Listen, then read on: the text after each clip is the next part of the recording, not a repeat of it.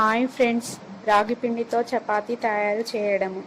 2 కప్పుల గోధుమ పిండి వేసుకొని 1 కప్పు రాగి పిండి వేసుకొని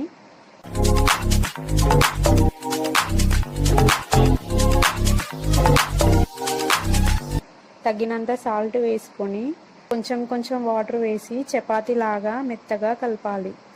10 నిమిషాలు పక్కన పెట్టుకొని తరువాత కొంచెం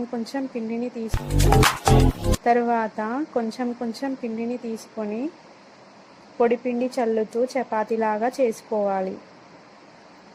స్టవ్ పైన పెనం వేడైనాక ఆయిల్ వేసి చపాతీ వేసుకొని ఆయిల్ అప్లై చేసుకుంటూ కాల్చుకోవాలి.